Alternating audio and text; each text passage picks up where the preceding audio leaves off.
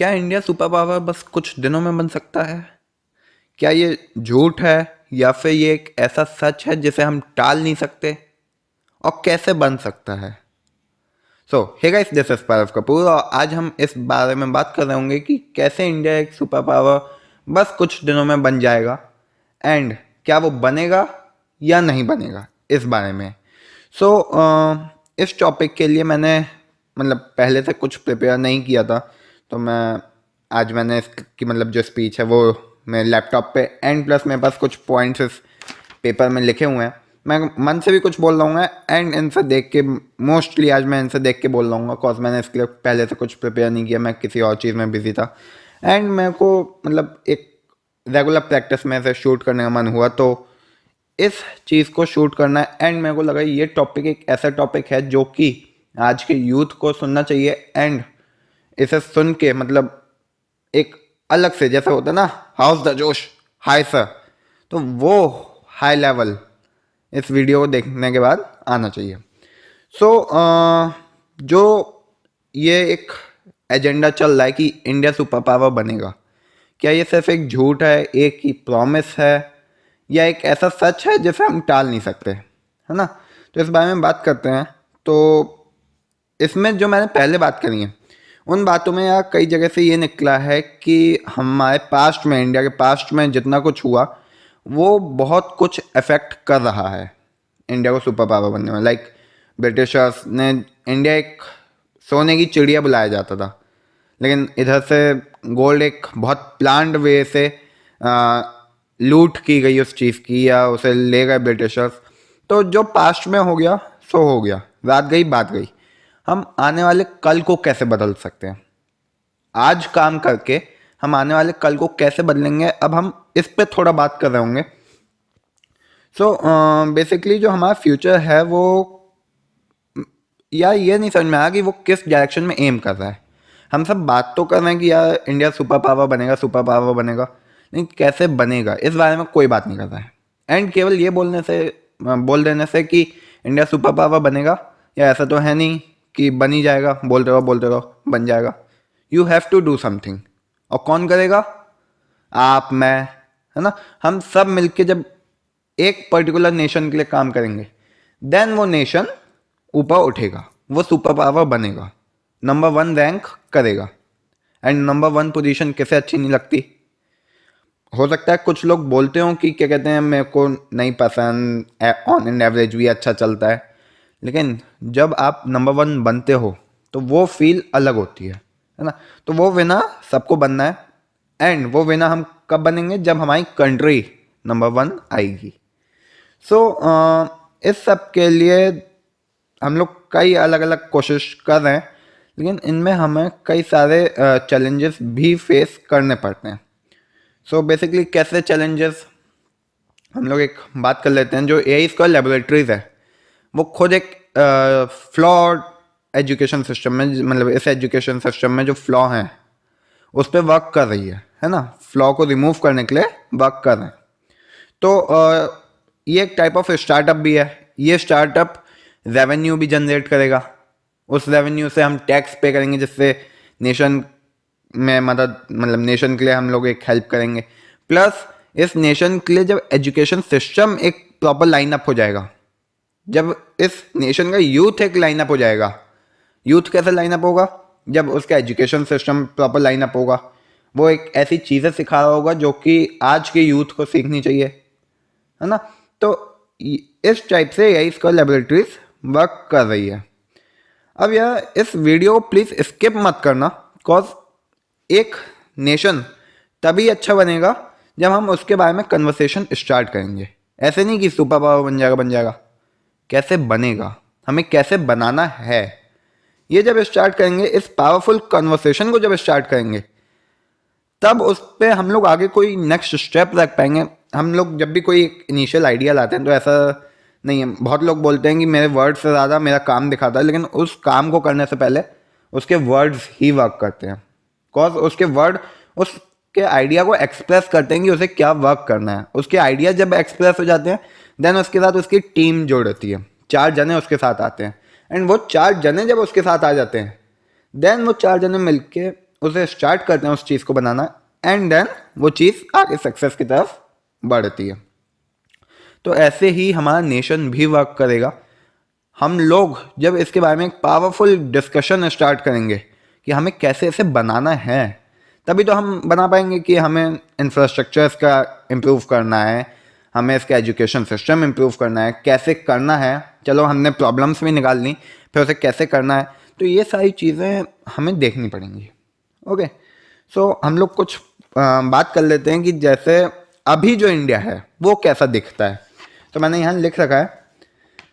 सो एक बहुत मज़ेदार पॉइंट है कि हम ये जो इंडिया है यहाँ पे हर बच्चा नीट एंड जेई की तैयारी कर रहा है, एंड जेई एंड नीट की तैयारी करते रहते में सोसाइटी बोलती है कि बेटा तेरे क्लिनिक में हमारा फ्री में इलाज हो जाएगा क्या जब तू डॉक्टर बन जाएगा।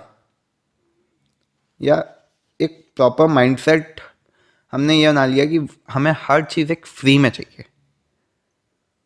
वो बेटा फॉर एग्जांपल शर्मा जी का लड़का है, उसने पढ़ाई करी, अपने 8 साल उसने डॉक्टरी में लगाए, एंड देन वो डॉक्टर बनने के बाद वो आपका फ्री में इलाज करेगा, माइट भी मिनिमम फीस चार्ज करेगा। Why free? वाई? आप इतना पैसा क्यों नहीं कमाते एंड आपको बीमारी क्यों पड़ना है?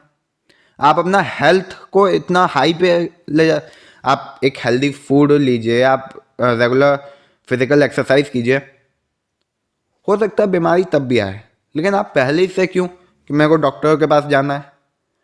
सो एक ये जो माइंडसेट वाली चीज़ है, ये ऐसा नहीं है कि मैं हर टॉपिक को आर्ग्यू कर रहा हूँ, लेकिन एक माइंडसेट वाली चीज़ को हम लोग यहाँ पे ला रहे हैं, एक शो करना चाह रहे हैं कि एक माइंडसेट कि हमें फ्री में भी चाहिए और हमें डॉक्टर के पास भी जाना है ना। तो इंजीनियर है तो बंदे ने इंजीनियर की पढ़ाई करी है एंड उससे पंखे सही कराए जा रहे हैं। ऐसा नहीं है पंखे सही करना गलत बात है, लेकिन वो पंखे सही करना मोस्टली इंजीनियर, मेरे कई सारे फ्रेंड्स हैं बड़े भैया लोग, एंड वो बोले यार इंजीनियरिंग करके जॉब का तो पता नहीं चला कि जॉब कैसे, मतलब पूरी इंजीनियरिंग में सब कुछ सीख लिया लेकिन उस इंजीनियरिंग से जॉब कैसे लेनी है ये नहीं सीख पाए। एंड इन लास्ट क्या होता है, बेटा मिक्सी सही कर दो, पंखे सही कर दो। यार इतना तो एक इलेक्ट्रिशियन भी कर लेता है ना। Why engineer for that? Engineer क्यों, है ना।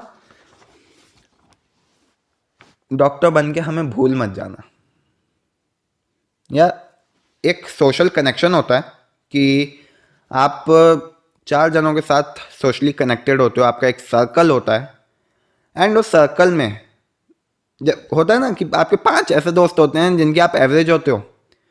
तो अगर मैं आपके साथ बॉन्डिंग नहीं रखना चाह रहा, फॉर एग्जांपल एक XYZ बंदा है एंड मैं उसके साथ दोस्ती नहीं रखना चाहता, मैं उसे भूल जाऊंगा।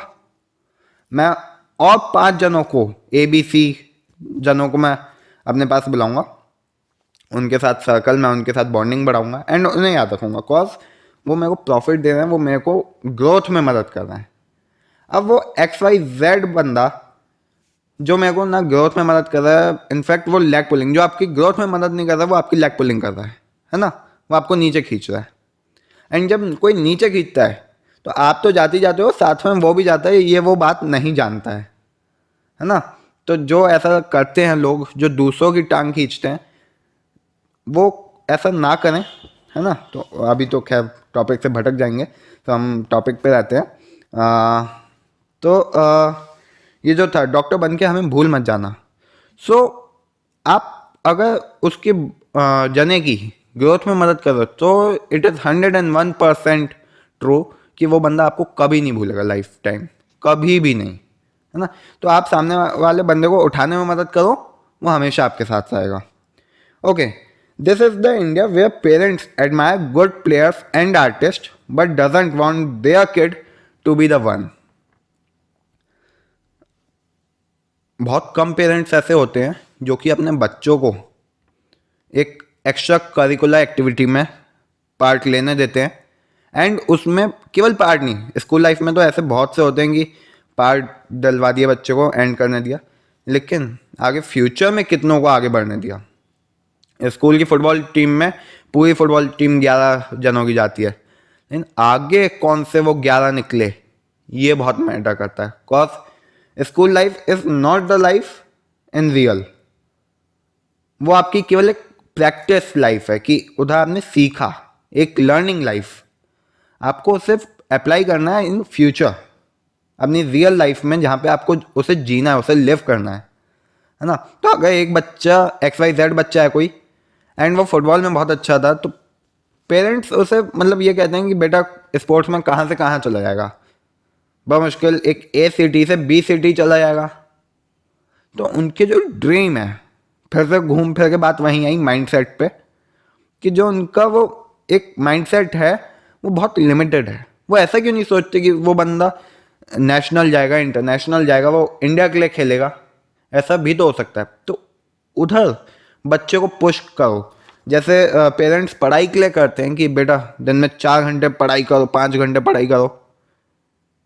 बच्चे को आप घंटों के हिसाब से नहीं, लेकिन एक क्वालिटी प्ले, अच्छा आज तुम खेले नहीं, जाओ खेल के आओ, फुटबॉल खेलो, ठीक है, या बच्चे का जो भी मन है, जो भी इंटरेस्ट है, ABC, है ना, तो उस इंटरेस्ट पे वो काम करे।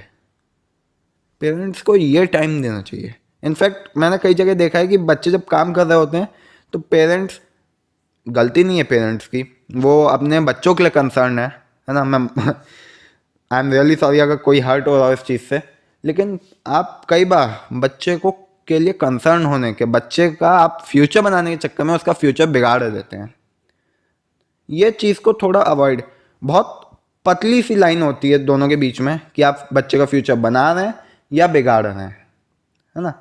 अगर बच्चा अपने काम के लिए एक हसल कर रहा है, एक मेहनत कर रहा है, उस चीज़ को चाह रहा है, तो इट्स अ रिक्वेस्ट कि उसे उस चीज़ में एटलीस्ट ट्राई करने दीजिए। हो सकता है ना सफल हो, लेकिन अगर वो उस चीज़ को ट्राई भी नहीं करेगा तो हो सकता है एक फ्यूचर फेमस पर्सनैलिटी जो वो बनता, जो उस पर फेम, मनी एंड जो भी कुछ आता, हो सकता है वो मिस कर रहा हो उस पॉइंट पे। उस पॉइंट से वो भटक के, हो सकता है एक आने वाले फ्यूचर में एक फ्रस्ट्रेटेड लाइफ जिए वो, केवल इस चक्कर में कि उसने फुटबॉल खेलना या बास्केटबॉल खेलना या रोबोटिक्स करना उसने छोड़ दिया था, केवल सोसाइटी प्रेशर में, है ना। तो कंसर्न रहिए, बच्चे के साथ बातें करिए। बच्चों से भी रिक्वेस्ट है कि पेरेंट्स से वो बातें करें, इंटरेक्ट करें। आजकल इंटरेक्शन बहुत कम हो गया पेरेंट्स एंड बच्चों के बीच में, तो इंटरेक्ट करें, दोनों एक दूसरे को समझें। बिकॉज ये जो चेंजिंग लाइफ है, सोशल मीडिया आजकल बहुत तेजी से सब कुछ बदल रहा है, एकदम से ड्रामेटिक चेंज आ रहा है, एकदम से, मतलब आज कुछ मूड है, कल कुछ मूड है, तो ये चेंजेस बहुत जल्दी ऑब्जर्व करने को मिल रहा है हमें, है ना। तो रेगुलर बातें कीजिए, दिन में आधा एक घंटा। पेरेंट्स अपनी लाइफ में बिजी हैं, बच्चे अपनी लाइफ में बिजी हैं, तो रात में एटलीस्ट एक टाइम की मील साथ में करिए, एंड उस मील के टाइम पे आप बातें करिए आधे एक घंटे कि आपके दिन भर में क्या हुआ। बच्चे अपने पॉइंट रखें, पेरेंट्स अपने पॉइंट रखें, एंड देन दोनों का कंक्लूजन निकाल के कि उसमें क्या सही लग रहा है वो करें। ऐसा ना हो कि बच्चे पेरेंट्स के प्रेशर में या पेरेंट्स बच्चों के प्रेशर में कुछ काम हो। प्रेशर वाली चीज़ कभी अच्छी नहीं होती, है ना। Third, this is the India where schools and society talk about mental health when someone commits suicide and then put so much pressure and make sure that you can't enjoy your life fully, है ना। तो ये in last वही चीज़ आ गई कि pressurise कर देते हैं। मेंटल हेल्थ आज की जनरेशन के लिए एक बहुत सीरियस टॉपिक होता जा रहा है। अच्छे अच्छे इंस्टीट्यूट्स के भी बच्चे सुसाइड कमिट कर रहे हैं एंड बहुत बिग स्टेप्स उठा लेते हैं। डोंट नो हाउ, बट ऐसा देखा है कि हर मिनट में सुसाइड होता है। इस वर्ल्ड में आजकल सुसाइड का रेट जो इंक्रीज हो रहा है वो एक मेंटल हेल्थ प्रॉब्लम है ना। बच्चे प्रेशराइज हो रहे हैं एंड गलत स्टेप्स उठा रहे हैं। तो प्लीज़ पेरेंट्स इस चीज़ को, मतलब वही बात है कि बच्चे और पेरेंट्स के बीच का जो इंटरेक्शन गायब हो रहा है, वो घूम फिर के बात फिर से वहीं आई कि आप इंटरेक्ट करें, एक दूसरे से बातें करें एंड एक दूसरे को समझें। पेरेंट्स अपनी जगह गलत नहीं है, बच्चे अपनी जगह गलत नहीं है। बस दोनों एक दूसरे को समझ नहीं पाए, कॉज ये जो जनरेशन गैप है ये कहीं ना कहीं एक बहुत बड़ा लैक करता है। आप पूछिए बच्चों से, ये है कि बच्चे अपने पेरेंट्स से पूछें कि उन्हें अपने मम्मी पापा के साथ क्या ये जनरेशन गैप फील हुआ था, एंड आप देखेंगे कि शायद मोस्टली का आंसर यस में होगा कि उन्होंने भी ये जनरेशन गैप फील किया था। एंड वहाँ से उन्हें समझाइए कि जैसा आप फील करते थे वैसा, अगर आप लोगों के पेरेंट्स, मतलब वहाँ से एक चीज़ हो सकती है स्टार्ट, ये एक टाइप ऑफ कन्वर्सेशन है कि आप ऐसे स्टार्ट कर सकते हैं, है ना।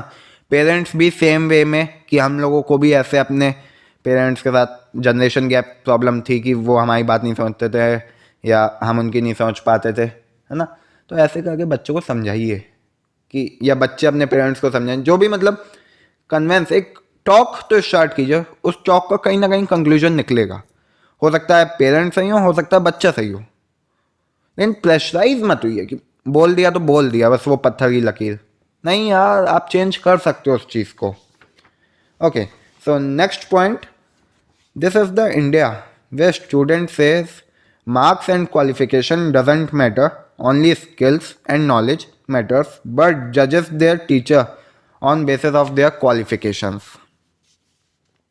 सो मैं खुद जब स्कूल लाइफ में था तो हम लोग कोचिंग के टीचर्स को जज किया करते थे, कोचिंग या स्कूल किन्हीं भी टीचर्स को हम इन बेसिस पे जज करते थे कि यार ये तो यूपी बोर्ड का, हम लोग मतलब मैं सीबीएसई बोर्ड का था, तो यार ये टीचर तो यूपी बोर्ड के हैं, ये हमें क्या ही पढ़ाएंगे, हिंदी मीडियम एंड ऑल, है ना।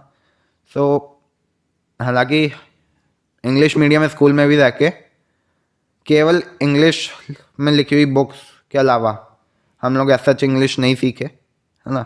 इंग्लिश एक प्रैक्टिस होती है, जैसे आप बोलते चार जनों से जब आप कम्युनिकेट करते हो उस लैंग्वेज में, किसी भी लैंग्वेज में, जब ही नहीं है इंग्लिश हो, फ्रेंच हो, कोई सी भी हो, ABC, है ना। तो उस लैंग्वेज में आप जब चार जनों से कम्युनिकेट करते हो तब आपको वो लैंग्वेज आती है, किसी टेक्स्ट बुक से पढ़ने से या ऐसे लैंग्वेज आपको नहीं आती है। दिस इज द फैक्ट, है ना। हिंदी हमें कोई ऐसा नहीं है कि रिफाइन हो जाती है, वो ग्रामर सीखने से रिफाइन हो जाती है, लेकिन आप सीखते कैसे, ऐसा थोड़ी ना है कि आप लिखते हुए पैदा हुए थे, या जो गांव के बच्चे पढ़ते नहीं है वो हिंदी नहीं बोल पाते, बोल तो लेते हैं ना। तो इट्स जस्ट अ लैंग्वेज जो आपको एक मदद करता है कम्युनिकेट करने में दूसरे बंदे के साथ, है ना।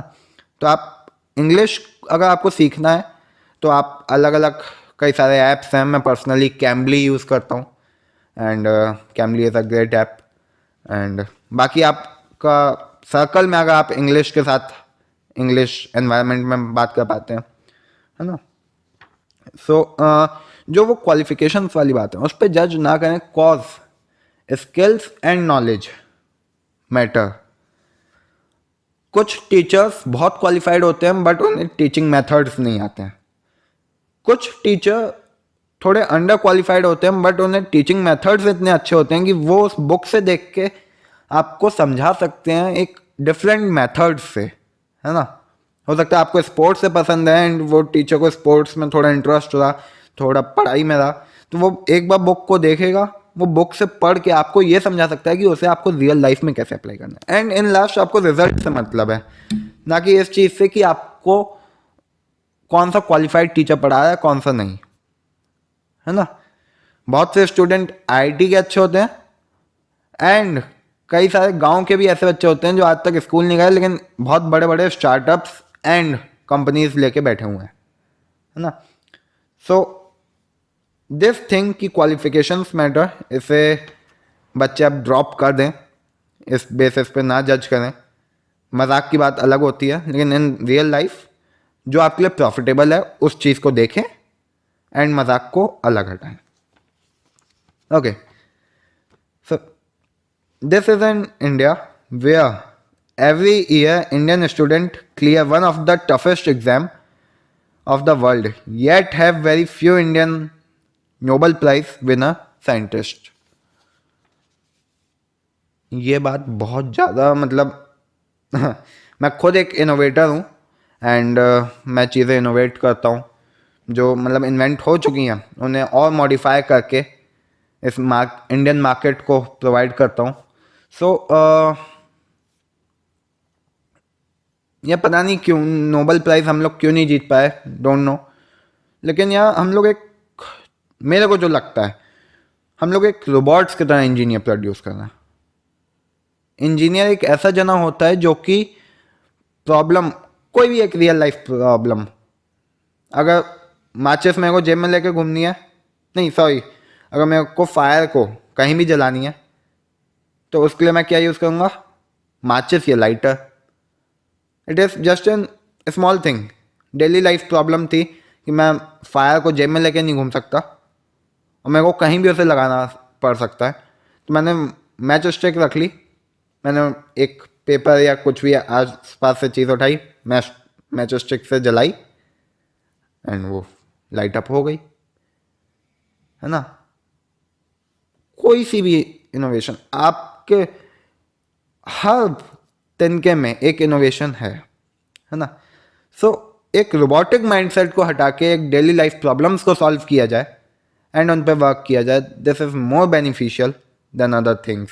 सो इस हिसाब से नोबल इन लास्ट, हालांकि प्राइस एज सच मैटर नहीं करते, आपका वर्क करता है कई जगह। अब जैसे इंडियन थ्योरीज, कई सारी ऐसी थ्योरीज थी जो कि ब्रिटिशर्स यहाँ से चुरा के ले गए, या टाइप ऑफ मतलब वो कॉपी कर ली गई, यहाँ पे पेटेंट नहीं हुआ इंडिया में, एंड वो और कंट्रीज उसके बेनिफिट्स उठा रही हैं कॉज उन पर उतना रिसोर्सेस थे।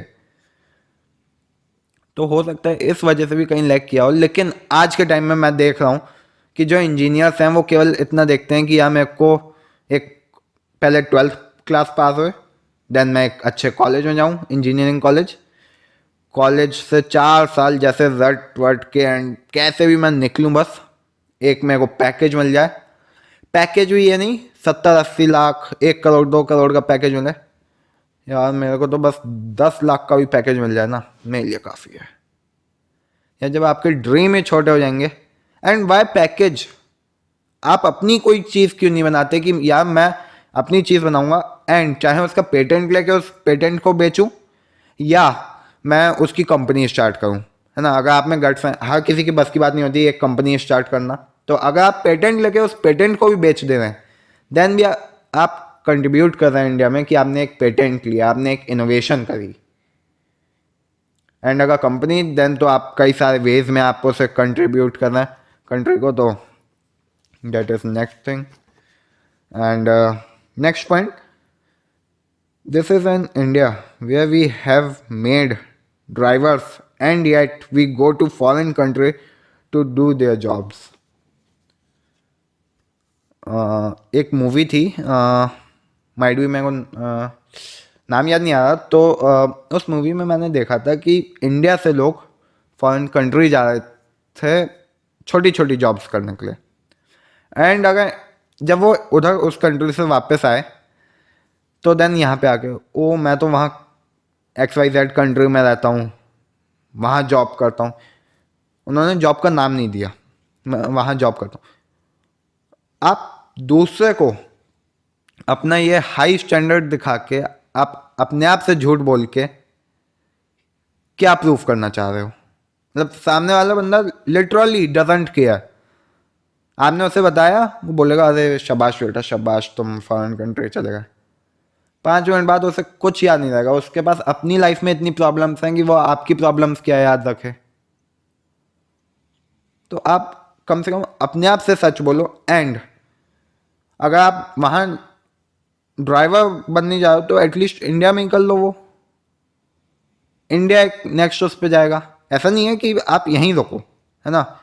यहाँ पे एक जो मेंटेलिटी बन गई है सोसाइटी की कि driver is a low grade work, और मतलब जो हमने वर्क्स को एक ग्रेड में डिवाइड कर दिया है कि ये छोटा काम है, ये बड़ा काम है, ये ठीक ठाक ऑन एंड एवरेज काम है ना। गवर्नमेंट जॉब मिल गई तो बहुत अच्छा, मतलब ऐसा तो अच्छी चीज़ ही नहीं है ना।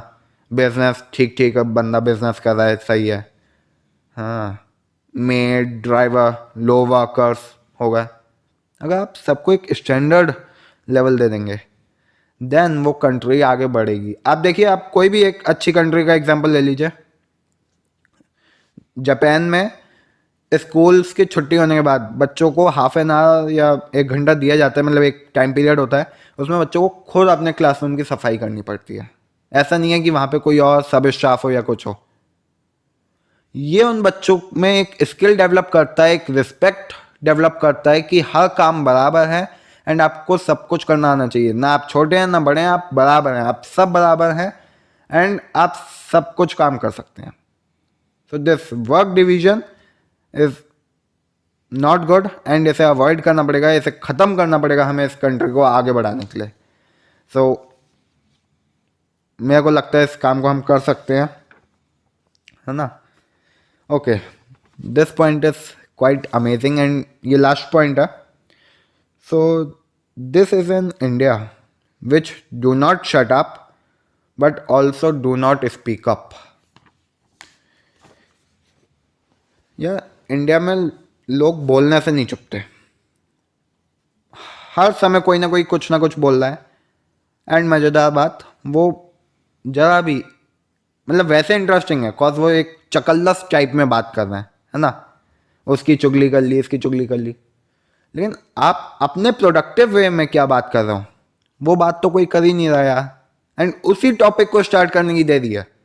वो टॉपिक जहाँ स्टार्ट हुआ, जहाँ 4 जनों ने उस बारे में बात करनी स्टार्ट कर दी इंडिया में, वहाँ इंडिया एक नेक्स्ट ग्रोथ 101% टच कर रहा होगा, नो डाउट।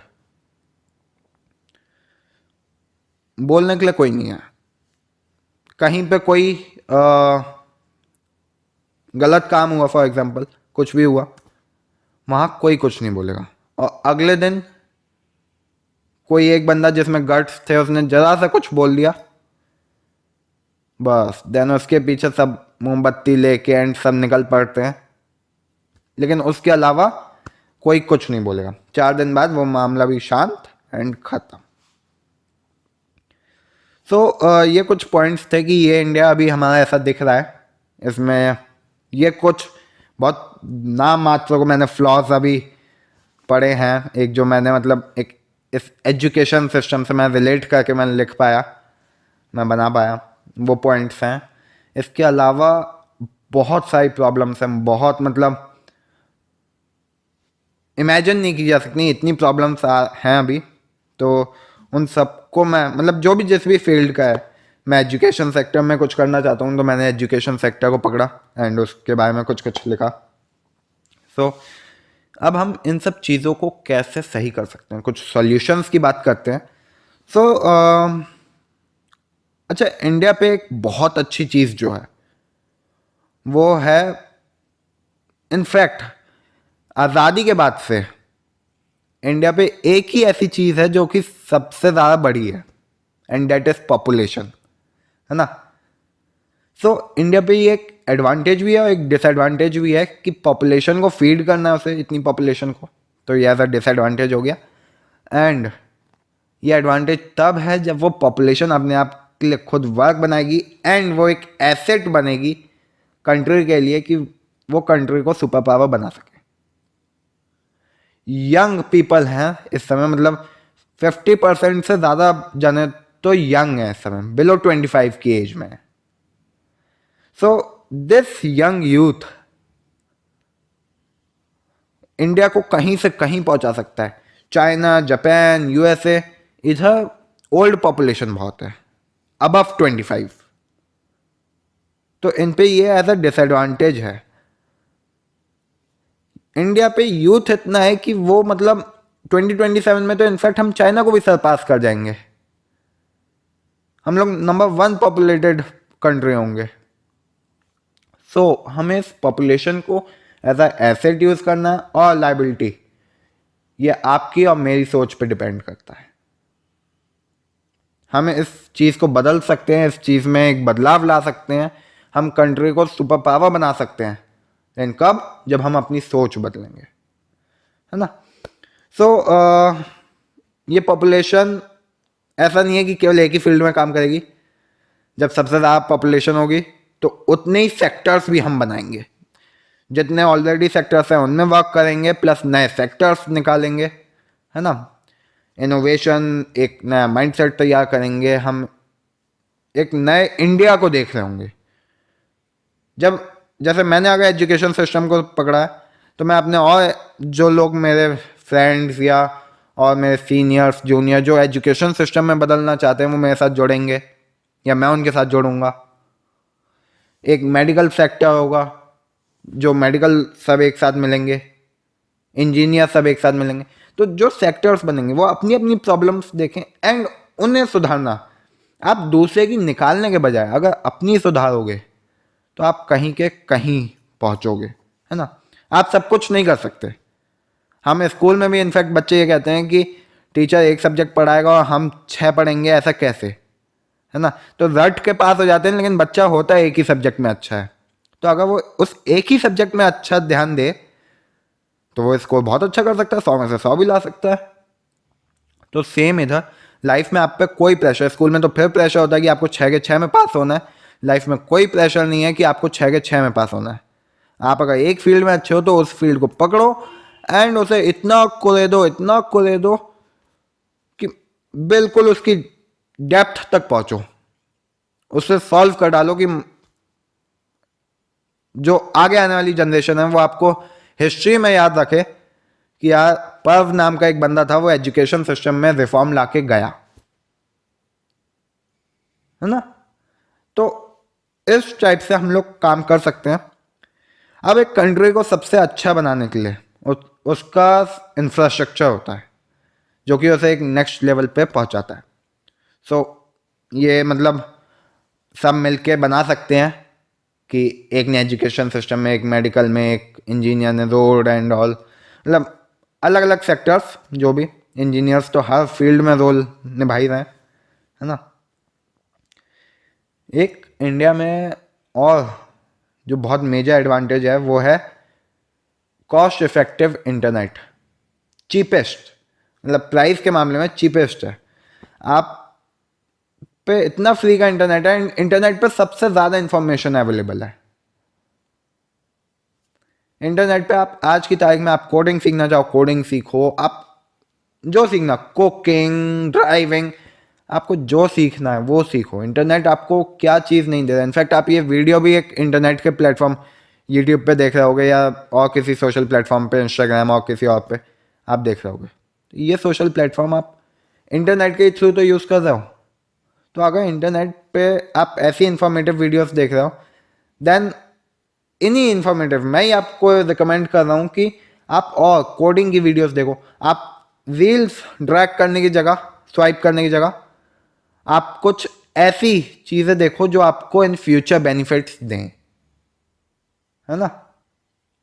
इस वीडियो को भी मैं बोलूँगा इंटू 2 में लगा के फटाफट आप देख डालो, कॉज ज़्यादा टाइम ना ले ये, है ना। एक बेसिक मुद्दा जो है वो ये है कि आपको इंडिया को सुपर पावर बनाना है। मैं सुपर पावर देखना चाहता हूँ, आप सुपर पावर देखना चाहते हैं। तो उस सुपर पावर देखने के लिए, उसे बनाने के लिए एक पावरफुल कन्वर्सेशन स्टार्ट करना, एक काम स्टार्ट करना। अगर आप ऑलरेडी इसके बारे में अवेयर हैं तो काम स्टार्ट कीजिए, नहीं है तो कन्वर्सेशन स्टार्ट कीजिए 4 जनों के साथ, अपने दोस्तों के साथ, अपने पेरेंट्स के साथ, जो बंदा मिले उसे पकड़ के बैठाओ कि अरे यार आओ इंडिया कैसे सुपर पावर बनेगा इस बारे में बात करो, स्टार्ट करो एक कन्वर्सेशन, है ना।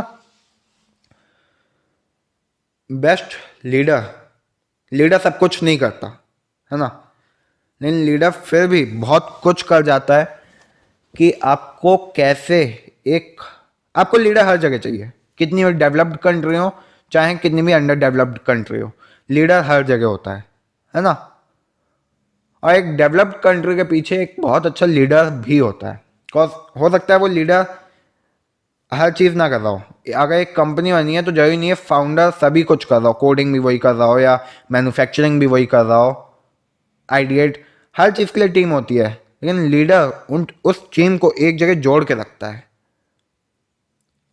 लीडर ऐसा होना चाहिए जो सबको जोड़ के रखे और आपको आपकी ग्रोथ में मदद कर रहा हो। तो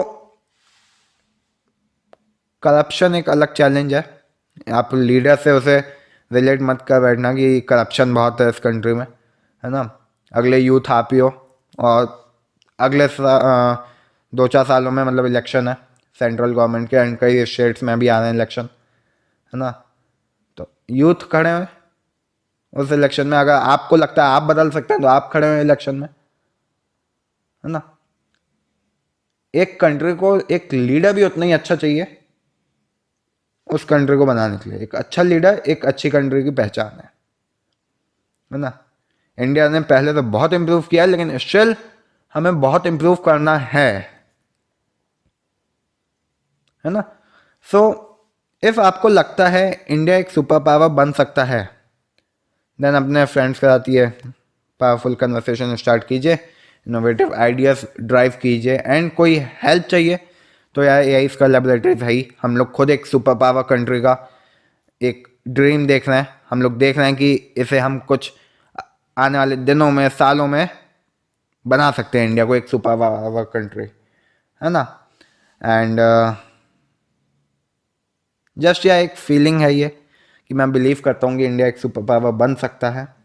एंड मेरे को लगता है आप भी करते होंगे, तभी आपने यहाँ तक इस वीडियो को देखा है। सो इस वीडियो को जितना ज़्यादा से ज़्यादा हो सके शेयर कीजिए, है ना, लाइक कीजिए एंड सब्सक्राइब कीजिए इस चैनल को, जिससे कि आपको एक रेगुलर कंटेंट के बारे में जो हम डाल रहे होंगे प्लेटफॉर्म्स पे, सोशल प्लेटफॉर्म्स पे, वो पता लगे।